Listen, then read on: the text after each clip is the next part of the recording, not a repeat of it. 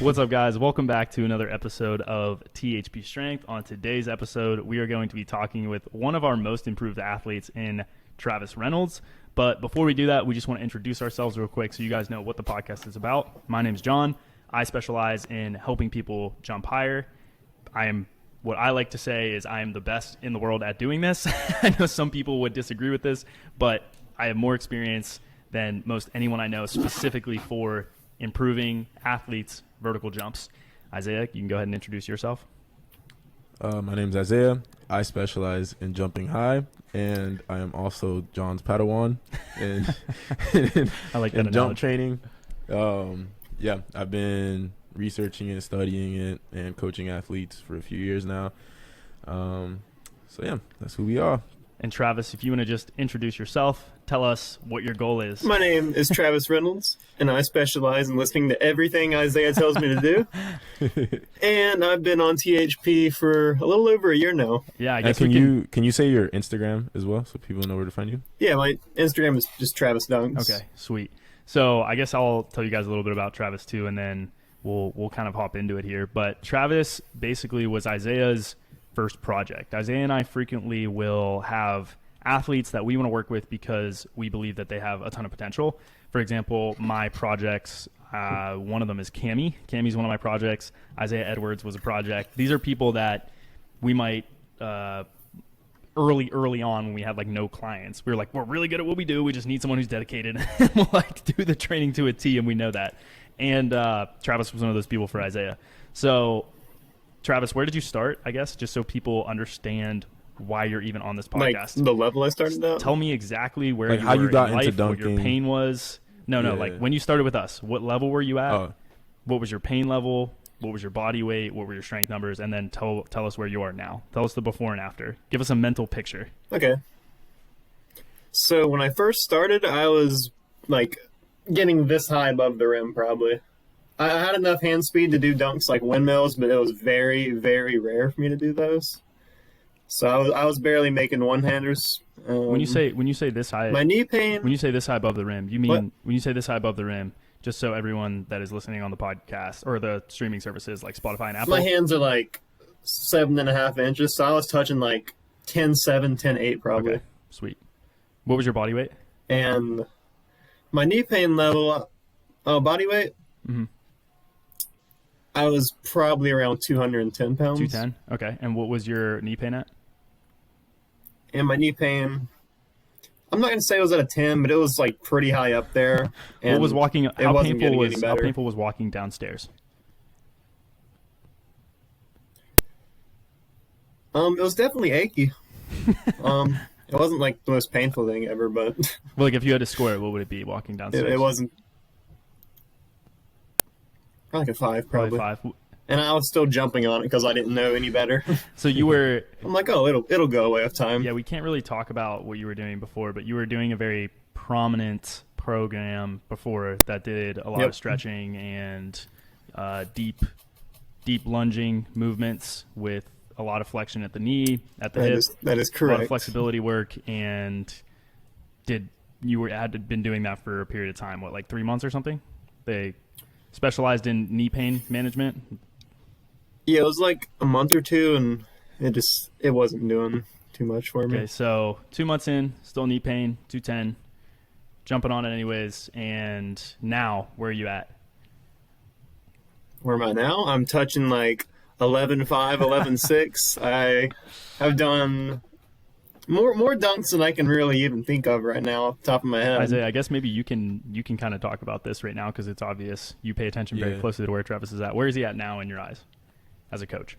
As a coach, right now I feel like he's right under the level where you could become a pro dunker.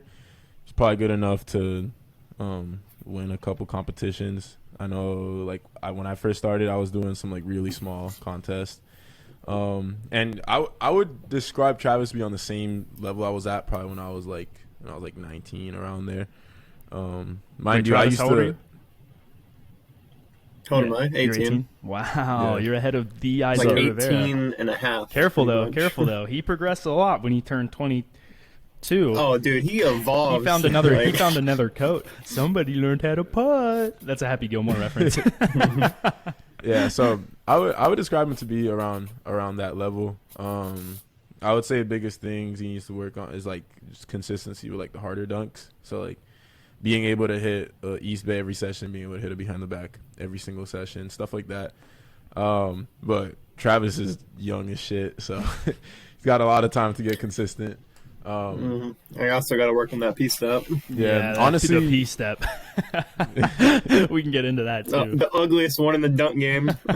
Well, we can get into that a little bit because there's some interesting things and thoughts that Isaiah and I have about that, and like I said, we'll kind of disclose it as we go through here. But what dunks has he hit, Isaiah? Now, I guess I'll let you, because you might be able to say the more impressive things you've seen from Travis. And are they on legit rims? And what was the setting? Yeah. What was the context? So I was gonna mention this. One of the biggest things that sets us apart is when I was his age, I was mostly dunking on like 9.9. Like basically every single session was 9.9. So Travis does every session on 10 foot on the dot, outdoor 10 foot because of COVID, which honestly will probably have made you a better dunk. Like, you're going to be great for this time in the future. My favorite dunks he's done, East Bay, his first one, punched it behind the back. I believe you did a scorpion. I don't think it was super clean, right? It wasn't the cleanest thing in the world, but it was a cuff scorpion. It was a cuff scorpion. Crab or scorpion? They're different. It was a scorpion. Yeah. You went under the shoulder? I was looking down, so did you go I under think it was the a shoulder or scorpion. did you go across? Because if the ball's shoulder level, I don't know if I can really move here. Well, I did like this motion. Okay, all right. It was legitimate. It was legitimate. It was scorpion. definitely Well, a Isaiah gets scorpion, but it confused. wasn't the Isaiah prettiest sometimes thing. calls a scorpion a crab, or a crab a crab a scorpion. Yeah. Yeah. As Grant Kilgannon got pissed at me for. Yeah, but he was right. Yeah. He was right. It doesn't matter. Yeah. My earliest attempts for that dunk, I was like looking up at the rim, and that was definitely a crab. But I fixed it. So yeah, I will say they're usually right about stuff. It's just they're very disrespectful about it. We need to get them on. We need to get Grant on here. I would love that. Get Grant on the podcast. Yeah. Oh, God. That would be awesome. So he's also hit a 360 scoop from a cuff, I believe. That was pretty nasty. 360 windmill. Yeah. That's also in there. 360 windmill. Your 360 windmills needs more windmilly action though. It's like a pump. It's like a pump windmill hybrid. We're getting there though. Yeah. But yeah, overall it's just a lot of really, really impressive dunks. So yeah, that's kind of his dunk discography in here. Discography. Yeah. That's something I would see on like Spotify whenever I scroll to the bottom and I'm looking for all the tracks. Yeah, and then I would also consider Travis a windmill expert. He's every session there's cuff windmill expert for sure. Every session hit a off the bounce windmill, cuff windmill, all that stuff. So yeah, it's a lot of nasty dunks. Travis, how consistent are you right now with some of your hardest dunks? The hardest ones? I wouldn't say I'm the most consistent with them, because usually what I do is I'll train for a super hard dunk, and then after I hit it, I'll move on and go to the next hardest dunk. So I kind of lose my touch on that hard dunk for the meantime. Like yesterday, I was trying like 360 windmills again for the first time since I hit it. And like, I'm still really close to making it. It's just, it's not as consistent as it could be if I like continued to work on it, I guess. I would advise, if that makes sense. This is just some coaching advice here. You hear this in weightlifting often and in high jump and some other things, but one thing that you really want to avoid doing is practicing bad reps. You want to practice good reps and try to, as best possible, rehearse or practice the best case scenario and try to get the same sensations and the same rhythms and the same speeds and momentums as best possible. But sometimes you're not going to be jumping your highest. And that is why low rimming, even if it's only a couple inches lower, can be really, really useful. Like Nico used to say, or Jordan or someone was like, oh, you want to make 3 out of 10 attempts, right? Was that right, Isaiah? Is that the recommendation? Yeah. You want to practice on a height where you're making 2 to 3 out of 10. Yeah. Travis, where is your consistency with it? Like on my hardest dunks, it is definitely not 3 out of 10. Yeah. I can back rim them all day long, but actually putting it into a different story. So to go along with Wait, can you John's change point, the height of the rim or no? Oh no, it's set on 10 Okay. feet. Sorry, go ahead, Yeah. Isaiah. So to go along with your point, you know how earlier I mentioned that I dunked on 9.9 a ton. That was actually one of the most beneficial things I probably could have ever done for my dunking, because let's take an East Bay for example. I knew every session I was going to be able to hit an East Bay, and I was able to practice good reps over and over and over and over again. And then later on, it just became a matter of adding more bounce to it. So like when I worked with John, and my bounce shot up, now my 10 feet became like my previous 9.9. I was able to now do all my dunks on 10 feet pretty consistently. So this is just a tip. Yeah, like just a tip, a general tip for that is, I think there's a crossover for it. Like, you're going to get to a point where if you start with that 3 out of 10 rule, sometimes it's not a good idea to, like, if the rim's too low, then there's no carryover. Yeah. The rim has to meet a threshold height where that becomes true, right? Where the technique switches over and you, like, mine between the legs, the rim has to be, for me to have any carryover to 10 feet, I need to get to a point where I'm doing that on at least, like, 9 foot consistent, you know what I mean? Like 9 foot consistently and climbing my way up to that point. And sometimes just like punching it on 8.6 and getting it over and over again, because you're going to see a big learning curve early on. You're going to improve a lot, and then you're going to get to a point where there's like a little bit of a plateau, because like your technique is improved so much faster that that dunk on 8 foot, 9 foot, 9.2 or 9.3 is like really good. But then when you cross over into that threshold of like 9.9, right?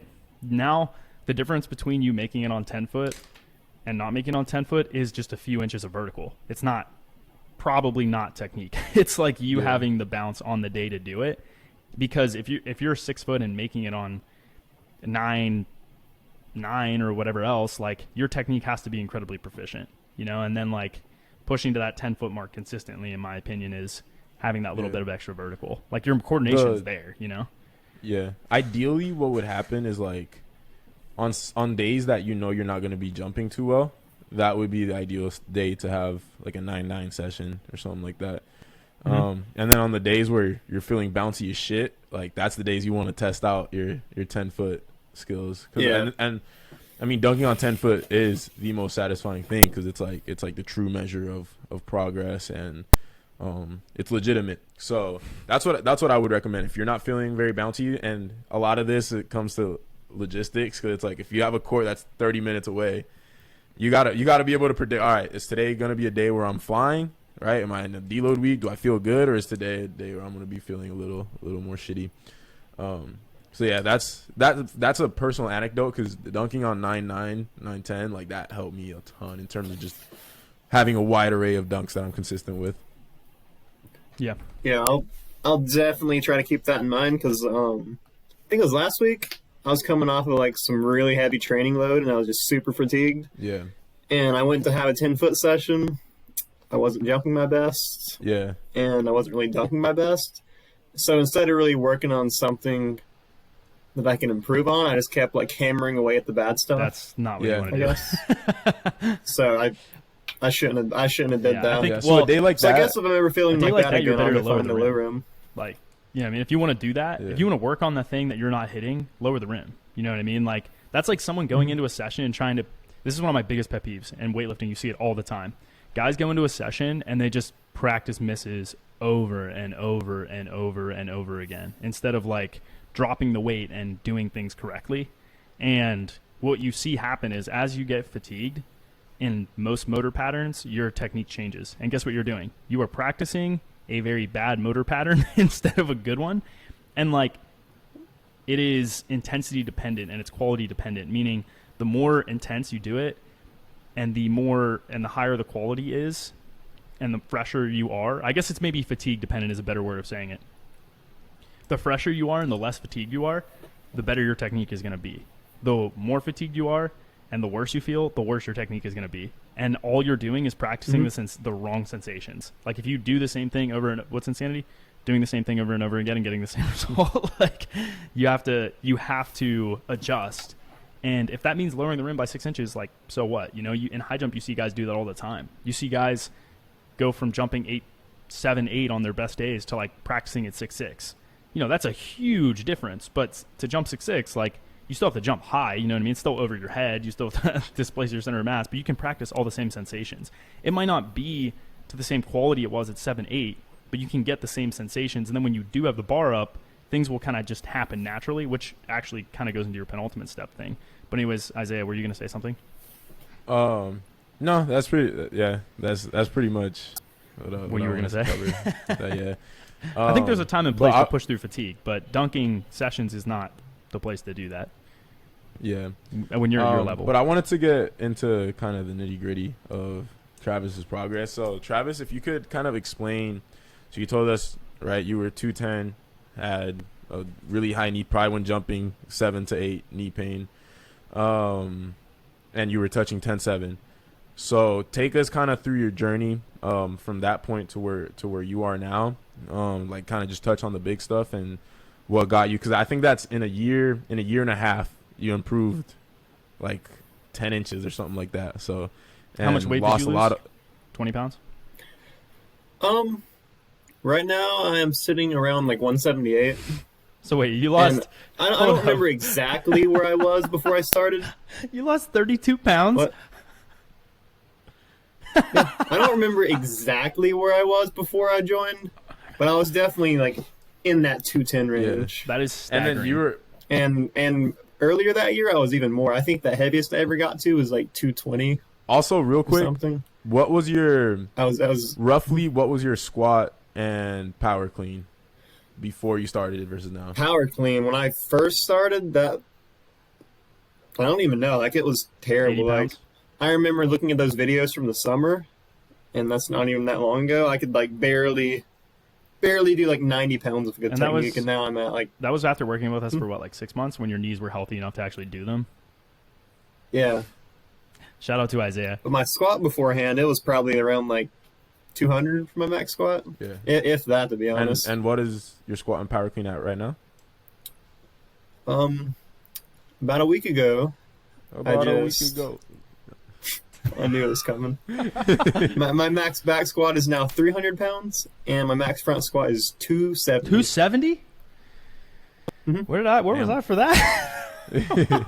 Yeah, and dude, I barely got that rep up. Like, it took me like 3 seconds to get that thing up. Yeah. Also, this is really funny, but a lot of times because Travis works out at night, I will be hanging out with Austin, like we'll like go out somewhere or something like that, and then Travis will text me and be like, "Oh, you're maxing out right now." Huh? Yeah, it's like in the group chat, and I max out at like 10:30. My mindset is literally like, what the fuck? Like, I'm trying to like relax and like chill, and I get this text, "Hey bro, I'm trying to do 264. What weight should I go to?" And I'm like, bro, like, I don't fucking know. but he'll text us, or he'll text me, and then he'll be like, "Hey, like, this is what my like 250 front squat look like," and then it'll be him doing it easy. I'm like, bro, what the fuck? Like put some more weight on the bar, and then I'll record, and then I'll record Austin, and he'll call Travis a bitch, and then he'll tell him to do more weight. It's happened like 3 times now. So yeah, it's pretty funny. Dude, that's like my PreMax Ritual now. I just text you like, hey, get Austin on the phone for me. Dude, it's you know what I always say, like, the best way to maximize our coaching is communication. The more you communicate, it might not always be what you want to hear, but it's always going to be honest. Yeah. I'm just kidding, Travis. Yeah. So you put on. So you've lost 32 pounds, jumped like 10 inches higher, freaking doubled your squat and power clean. How did you get there? How did you go from where you were at to now? Kind of what has the training looked like? How tough has it been? Take us through your progress this past year. Can I say what I was doing before joining you guys? And even before doing that one program? You don't disclose any. Don't use any kind of names. give you like a little background. Don't drop names. I'll like really lightly you can go say over like it. what exercises you were doing. Just don't use any names. Ever. Okay. Well, I'm not going to go over that program. I'm just going to say, before I did like a month or 2 of that program, before I joined you guys, I was literally only dunking and jumping like 5 times a week. So I like literally never did any weightlifting or anything like that. Only jumping. Yeah. And then after I joined you guys, I started doing strength training for like the first time ever. Mm-hmm. And I joined you. I think I started working with you in December of 2019. Yeah. And I remember I was like doing some height checks before then, and I was like 3 inches away from hitting the backboard. After that first load management cycle, I hit my head on the backboard. Literally like a month and a half of training. So it took you around 6 weeks to get you back to jumping, right? Mm-hmm. And it was 10 times better than before. I mean, I think part of that is twofold. One, you went from jumping a bunch to not jumping at all, so you're going to recover. Like sometimes we have people that are like, last cycle I was jumping so well, and this cycle I'm not, and I'm on elastic, focused on elastic work. I'm focused on jumping more, and I'm like, jumping's actually super intense, so it wouldn't surprise me if you were more fatigued, even though I dropped the volume by like 40%. So if you were jumping every day and then went to not jumping, odds are you actually might jump higher, because you're taking out the thing that is the most stressful stimulus for you. And then you also reap all the benefits of the adaptation. And then on top of that, your knees weren't hurting. So it's like, I feel fresh, my knees don't hurt, and that's basically it. Mm-hmm. Was that basically what happened? Yeah, I felt amazing that first jump day. I remember when I was warming up, I did Isaiah told me to progressively warm up for the first time, 10%, 20% jumps. I remember I barely jumped and hung onto the rim. I was like, I've never done that so easily before. It was the same rim, right? It wasn't a lower rim, right? Yeah, it was the same rim. I'm like, I've never did that easily before. Sick. It was a good feeling. That's dope. Yeah. So you want me to keep on going after that point? Tell us, but there's more. But wait, there's more. Wait, there's more. Exactly. Is there anything specific, or do you want me to just start rambling? No, I mean, I think from there, I guess maybe simply put, you just did the training after that, right? You basically just did the training. You got healthy back to where you could jump, and you had a couple weeks of that, and then you just followed the plan. You just did what we asked you to do. Is that correct? Also, I just want to put this out here. Something I told Travis when we first started working together, I told him, I was like, look, I'm going to train you, but the only way I'm going to keep you on the training is if you do exactly as I say. And then I was like, if you even do one thing I don't say, I'm just going to get you off the app. I'm not training you anymore. So I told him that was kind of our deal, right? Because he was my first project. This is before we had officially started THP. I think I was selling the coaching through my story, I think is what I was doing at the time. Yeah. And yeah, I saw Travis and I saw what the program he was doing for his knees, and I knew I could help him. And yeah, I offered to train him, but that was our deal. And I'm not gonna lie. I'm gonna be 100% brutally honest here. This was my lens at the time. I was like, there's no way this kid is going to be what Isaiah thinks. I was like, I've seen this story so many times. This kid's going to hop on and he's going to hop right off. He's not going to do the training. He's going to get lazy. He's not going to do exactly what he asks, and it's just going to be a disaster. It's just not going to go well. But you know what? This is Isaiah's project. This is not my project. I was like, little did John know. I was like, hey, I'm hands off. If Isaiah wants to spend whatever time, you ain't doing it right if you don't got haters. Exactly. Are you really trying if your people aren't doubting you? And I was like, exactly. I was just Travis. So I think this would be a good time to explain this whole thing. So first, because I did not know the situation. Yeah, I did not know, but I was just like, whatever. Yeah. If you want to do that, that's fine. I think I told you. I literally was brutally honest with you. I was like, are you sure? If you want to do this, you can, but are you sure? And he was like, yeah, I'm positive. And I was like, all right. Yeah. So for those of you that don't know, Travis has been following me on Instagram since he was 12, right? I think 11, 12 years old. I was probably 11, to be honest. 11. How old are you now? I was there way before your first East Bay. Yeah. So you were 11 because I was 16. So this is when I'm talking when I had 1,000 followers, maybe. That's when he started following me. I was doing my first dunks, two-handers, I think barely starting to windmill or something like that. And he was following me since then. He was a short, chubby kid with a bowl cut, right? And he very chubby. Yeah. And he would post his dunk videos. How now there's hundreds of kids with dunk pages. They're 12, 13-year-olds, and they're trying to be pro dunkers and stuff like that. Travis had that page. He was the OG dunk kid. Right. Wait, he was before Nate dunks. Before Nate, yeah, way before Nate dunks. So you were Travis dunks before Nate dunks. Basically, right after Steven was Steven dunks. Yeah, The account I use now, I've had it since like Can you 2013 go probably. unarchive the earliest post after this podcast? Unfortunately, I think a long time ago I went through and deleted some of them before archives was a thing. That's disappointing. Because like, yeah, I regret it every day. I didn't know any better. Yeah. But there is some really old ones on there still. It's funny. I did the same to check thing. 'em out. There's a ton of old videos I used to have on my. Dude, I'd pay so much money to get my old stuff back. Yeah. Like, you have no Instagram, idea. if you're listening. So yeah. It's So probably still out there somewhere. so Travis literally has been following me like longer than anybody, in the dunk worlds, and he's always been like super supportive. And I remember he asked me if I could follow him one day, and I think I told you. Oh, I remember this. Yeah, I think I told you had to hit a dunk first, right? Was that what it was? Yeah, you said I gotta be able to dunk them 10 feet or something before you follow me. Yeah. I remember I kept sending you like some like rattle-ins on like 9/11 or something. I'm like, yo, does this count? And you're like, no, keep on going. That's cruel. It was Your cool, biggest but fan it ever. worked. It worked. His motivation was, I'm gonna prove Isaiah wrong. Hey, if you Pretty much. don't know me personally though, you know that's how I am. Like I'm a jerk when it comes to being real with how good you are at dunking. Yeah, that's true. One time he said Austin was gonna jump higher than me off 1 foot, and it was a ripple in our relationship. What would you call it?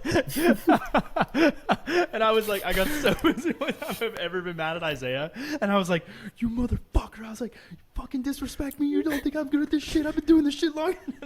And then I was like, I think he jumped higher than you. I think he jumped out of you. And then Austin came. God bless his soul. And Travis I was at that session.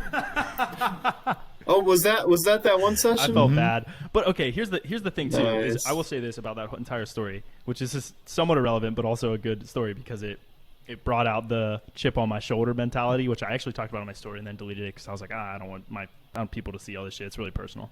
And it was like Austin hadn't done anything. He was like in New York or New Jersey, like with his family, not training, not like dunking on low rims and stuff, and like prior to that he was dunking on 9.9. He was killing it. He was killing it on 9.9. Like he was jumping super high, hitting basically everything. And I'm training my dick off with Isaiah, and Austin's out there freaking doing God knows what, not training, not touching a barbell, jumping maybe once every 2 or 3 weeks.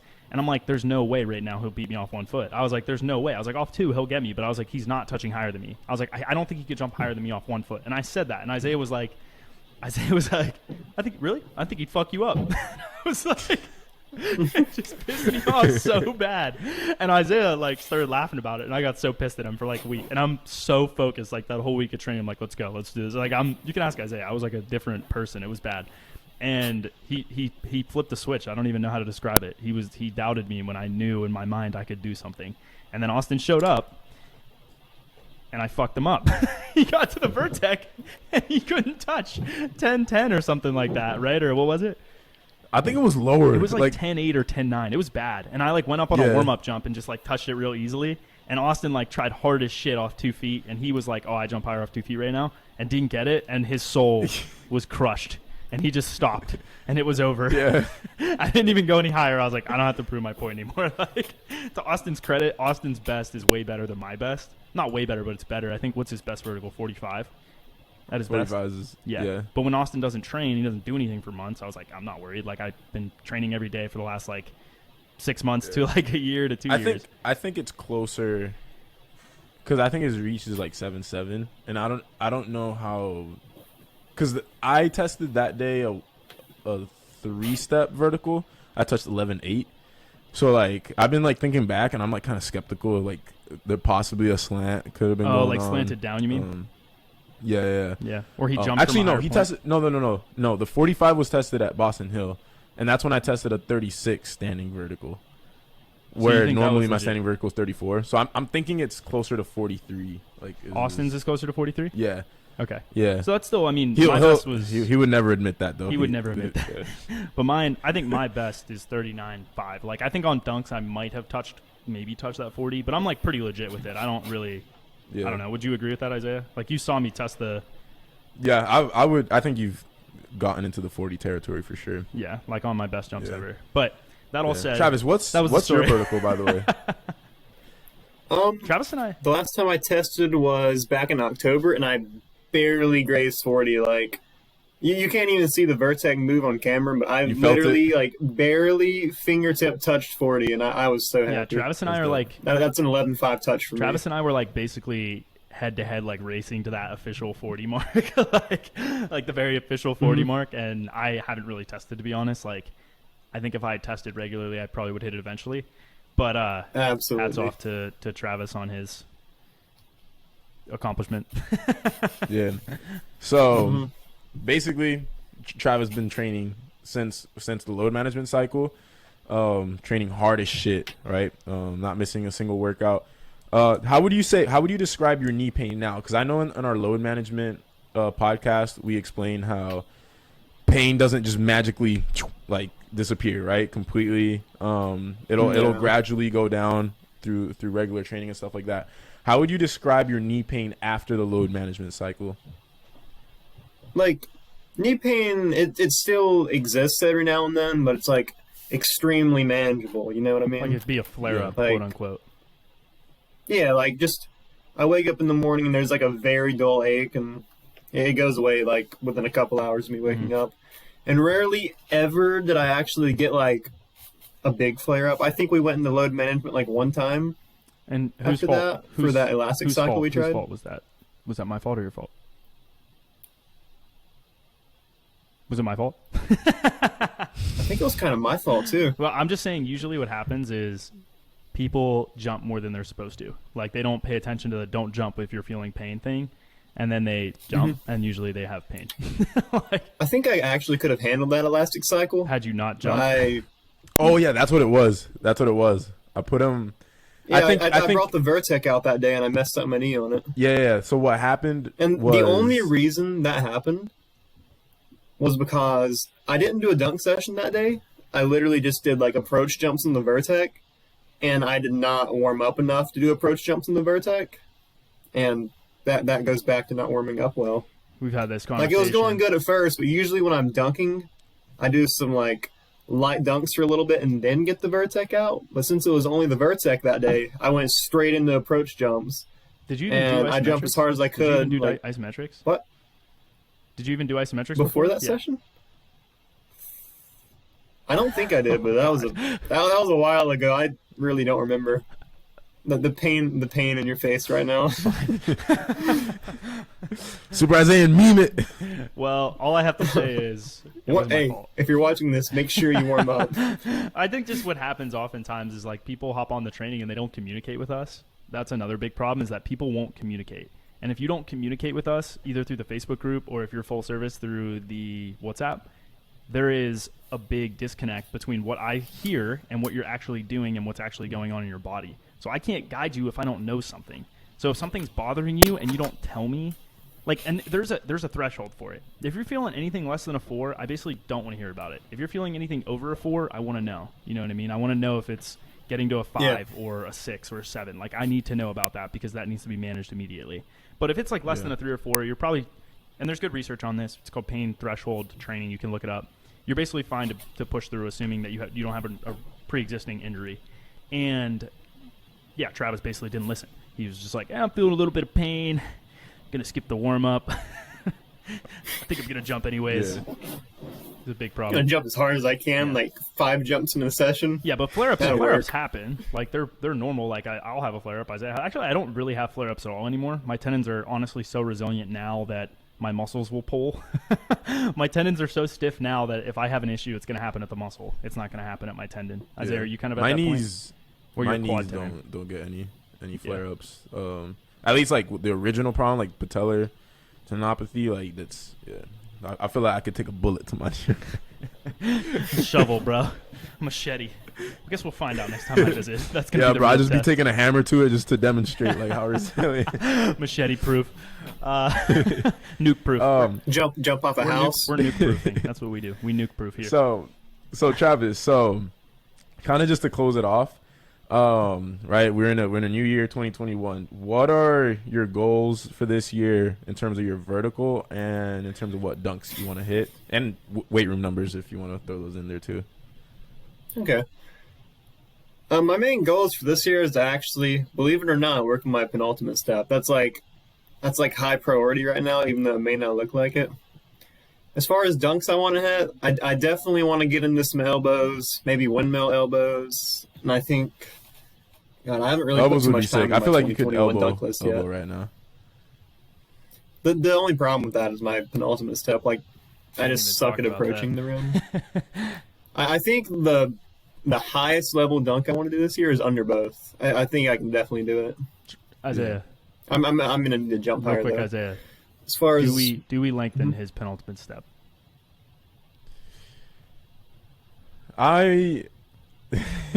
So I've been torn about this because Travis right now is at a point where he's jumping really high and has grooved that patterning into his body, and the big things that you want to see in an approach are being covered. So you want an acceleration, right? He's got that check box covered. He lowers really well into his plant. There's a check right there. He's got good internal rotate. Like, he blocks really well. Like, his actual like plant itself is pretty solid. So he's kind of covering the things that a penultimate step would cover. So in terms of like pure jump height, I don't know if I would change it, but I will say, if pro dunking is like a goal, like if you want to score well in competitions and shit like that, a big part of dunking is how good does the jump look, right? And approach is big with that. Mhm. People are gonna see like a short ass penultimate and is gonna be like, what the fuck? Like, what is that, right? That thing's hideous. Give it like a 2. Yeah. So aesthetically, I think I would definitely change it. And this part is something I'm unsure about. Does it have more potential for you to jump higher in the future, right? Like having a long penultimate. It's something that if I was a researcher and I got a bunch of people and I told, right, and then we did a 10-year study, I would hypothesize that having a longer penultimate step would be beneficial long term. So I actually think it's this. I think it's that the most important thing is being low and fast and getting into takeoff position. I think that a longer or more extension at toe off of the penultimate step allows you to have a higher entrance velocity in a lower position.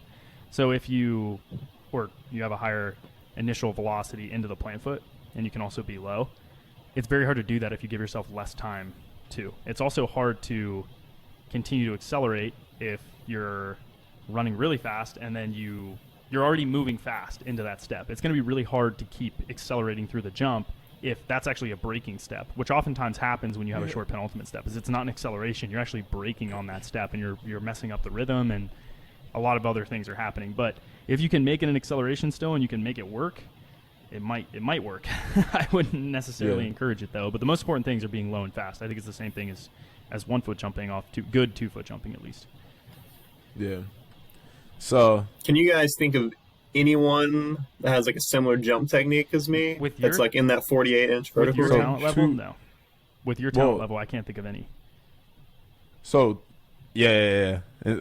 John means like they came out of the womb jumping. They came out of the womb with more type 2 fibers in their pinky than I have in my whole body. Yeah. Two people that do have a pretty short penultimate step right now is T flying high. He doesn't fully extend his but he's like a hybrid. He's the definition of built different. Yeah. So also, wait, real quick, one more thing. Travis, do you jump better if you have a longer, when you're on your best jumps, your highest jumps, is your penultimate step even remotely longer or no? No, it still looks horrible. All right, go on. I think the only time my penultimate step has ever slightly improved is when I was using the Vertec. So when you're max up jumping? I kept missing like 11.4, and I was like looking back at the footage. I'm like, all right, I got to take a bigger step, and it worked, but I can't translate that to dunking for some reason. Yeah, I think it's because you're actually performing like you're trying to focus on technique at the same time, and your brain goes back to what it's been hardwired to do. Like this is a good example. So I think we lost John momentarily. Can you hear me now? I can hear you. Oh yeah, I can hear you. We just can't see you. I can hear him. That's no issue. Yeah, we're fine. It'll locally load, but go ahead. Yeah. I'm gonna sit on the back seat. I'm gonna sit in the back seat and let you finish this one off. Yeah. So I read this book when I was around 13, 14 years old. And I forgot the name of the book, but it was by the guy who held the world record for most free throws made in a row. I think it was like 14,000 free throws made in a row or something like that. And half of the book was literally talking about like psychology and like how do you like your mind and like controlling your mind and stuff like that. And one of the things he talked about was how he'll get someone comes to him to try to improve his free throws, and he'll change their technique, get everything on point, and they'll practice it at practice and stuff like that. But then as soon as you put him into a game in a high pressure situation, they'll go back to their old free throw form. So that's what happens when you're trying to do a dunk session, right? There's so much going on, and this is magnified in a session with people. I guarantee if you practice your penultimate step for like 2 months straight and like you were like super diligent about it on the vertex and stuff like that, I guarantee if you were to be thrown into dunk camp where you got pro dunkers around with you and all people around, like you would probably revert back to the short penultimate step because like of the pressure and like your brain would just go back to what it's used to. So exactly what has to happen is there has to be thousands of good reps performed, and like John said, you can't practice bad reps. Like you got to think about like every rep with a short penultimate that you do, it's like you're hardwiring it into your brain even harder, and you got to do 100 good reps for every like bad rep that you're doing. That's like the mentality you got to kind of approach it with. I can actually back you up on that. At one of the North Carolina sessions when I was with you guys, I remember I was with John trying to like perfect my penultimate step. Do you remember that? And every time you would get it somewhat normal, like, hey, that's good, I would go right back the second you stopped looking at me and started dunking again. So that just kind of goes off what Isaiah just said. I think, too, like, I agree when you're with talking that. about changing motor patterning, I actually just told the Duke coach this because he was like, yeah, Ezra, this long jumper, had a 760 jump, which is like the first one he's had like of the year like that, which is like a 25-foot long jump, which is crazy. That's like crazy. This kid's like 5'8" beanpole. And I told him, I'm like, it's about sensations. You know, you're used to the same sensations all the time when you jump. And by cueing, you're forcing them to feel things differently. And if they don't chase that new sensation, they're never going to get confident enough to have the pre-contraction happen and have the anticipation happen and have the motor patterning happen. So what you have to do, and I've learned this as I've learned how to speed jump. This is probably the biggest reason why I wanted to learn how to speed jump was so that I could teach it. And it actually made me that's the reason in general I wanted to learn how to jump higher was to prove people wrong and then to be able to teach people. And one of the biggest things I've learned is using your sensations, teaching a new movement, paying attention to what that feels like, and then replicating that feeling. And knowing at each step along the way, it's going to feel different. And when you feel something different because you're doing something different, that's the new sensation you have to chase. So if I go to Isaiah and I say, Isaiah, your goal is to jump 50 inches. Did your 48-inch jump feel exactly the same as your 40-inch jump when you were a kid? Your answer would be no. I would hope, right? Is that correct? Yeah. So I know that my best 1-foot jumps of all time do not feel like they did when I was 13 or whatever else, right? There's a different sensation. There's a different confidence. There's a different effort level, and positionally things are different.